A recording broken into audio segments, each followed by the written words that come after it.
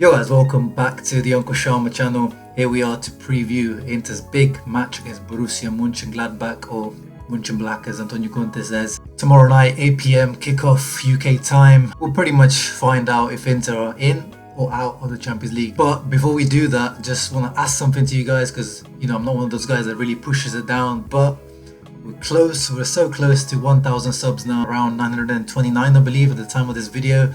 So only about 70 left, so road to 1,000 subs is my new goal, my new mission. So make sure to leave a thumbs up and subscribe if you haven't, if you're new to the channel, for Inter content and whatever nonsense I spit out. But let's start this match preview, which I'm actually going to start by looking back at a couple of things from the Sassuolo match. I know that I've already reviewed, but since the match I've had a look at a couple of things. I've watched some other clips of the match, and one of the things which I pointed out in my match review is that the team and the players are definitely 100% behind Antonio Conte.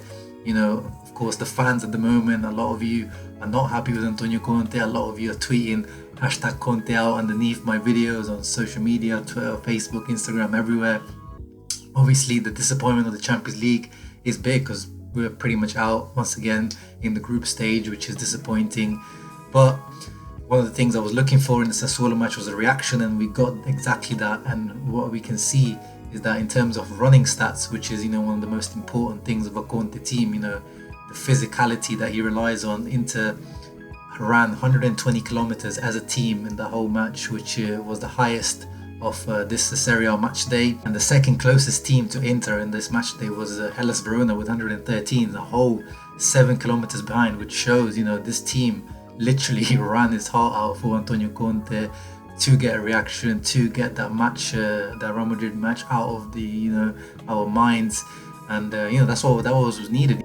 And Antonio Conte often says the most important thing for him is that the players leave that t-shirt sweaty and drenched, and that's literally what they did. Gagliardini, Barella and Vidal, all three of them have been playing a lot of minutes, especially Vidal and Barella, and they still put up those monstrous running stats. So big credit to them where it's due. A few tactical notes: we definitely saw a difference in the team, the way team played, as we already pointed out, as most of us saw with the, if you got eyes, you can see that definitely was back to the 3-5-2, traditional 3-5-2 with a holding midfielder, which was Barella this time round. And as we can see from the average position, it proves that as well.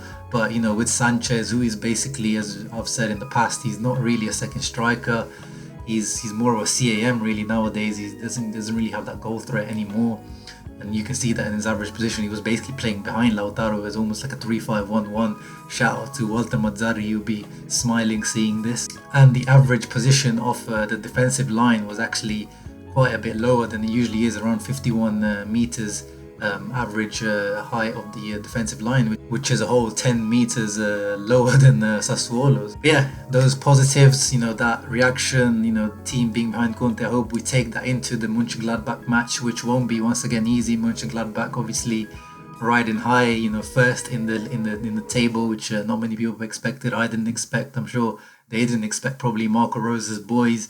And here is the who scored predicted lineups, which, as I often say, they're not particularly accurate most of the time, but we'll just use them as like a reference point to just talk about the match. And as you can see with Inter, the back line, I actually think this is going to be accurate, but I think the back line will determine what Antonio Conte thinks of the match. If there's wholesale changes to the back line, if you see Ranocchia there, if you see D'Ambrosio as well, I think that means that he's probably given up on the Champions League. But if we do see at least 2 out of the 3 of the starters there, I think it means that he's taking the match seriously.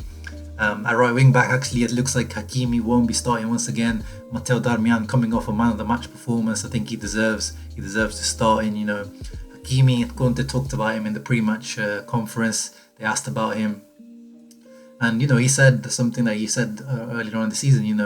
That he needs to improve defensively. Obviously, he's got to adapt to a new style of play. And as we've said, Bundesliga, Serie A is a completely different ballgame. We saw, if you watch the highlights of Hakimi, if you watch Dortmund matches, the space that Hakimi used to get in that league, and with the style of play of Dortmund when they used to attack and be very vertical, it's very different. And he's only 21 years old. He needs some time to adapt. No panic, no need to panic. This is not like the Eriksen situation. Hakimi is functional to the team. It's not like Eriksen where we're trying to fit him into like a team that maybe is not made for him. But with Hakimi, he is a right wing back. He is, made for this 3-5-2, 3-4-1-2, whatever system you want to play. He's made for it. So just give him time. No need to panic. In the midfield, this will be interesting to see because as we saw, as we've seen, as I said, the boys have played a lot of minutes. Barella, especially in the Sassuolo match, looked tired out on his feet. He had to be subbed in the last 5 minutes and he walked off like really slowly. But with the injury to Nangolan, which it's not, vital because he hardly got any minutes anyway. But, it means that maybe Sensi will have to play a bit more minutes, even though it looks like we're not trying to risk him. We're still, even against Sassuolo, he only got like 5-10 minutes at the end.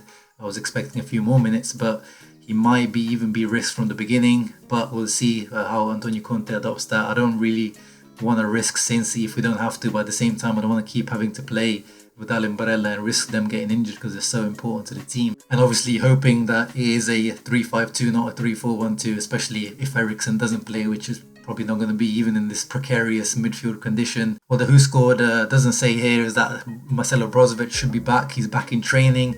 Not sure how many minutes he really has in his legs. In some of the other predicted lineups I've seen that he is starting, hoping that he can get like 50-60 minutes at least. He probably won't be at his best, but it's probably better to put Brozovic out there. And obviously if we do play the 3-5-2, the traditional 3-5-2 with the DM, with the Regista, that's Brozovic's best position, so that should fit him to a T. On the left, Ashley Young is touted to be starting here. I think this one will be a 50-50 between him and Perisic. Perisic, I think, had his best performance at the left wing back position against Sassuolo. He was really solid.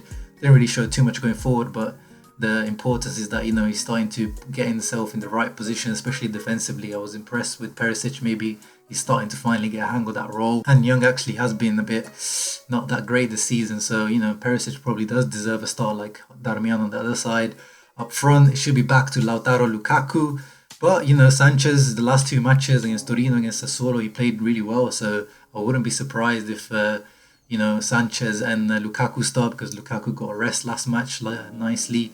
But I've said this in the past, I feel like Sanchez and Lautaro link up better than Sanchez and Lukaku, even though Sanchez and Lukaku have played before at United. But I just never felt like their connection has been as good as Lautaro and Sanchez, those two little midget false nine type of thing, Lautaro making those runs behind and Sanchez coming deeper and trying to create. But we'll see. I trust in both those options. In theory, Mönchengladbach should be, maybe taking the foot off the gas a little bit.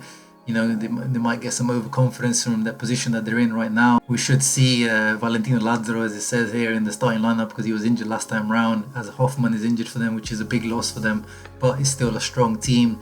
It still should be, a difficult team. And my prediction really, I don't see us winning. Once again, we're away. The German team are very confident. We're not too confident.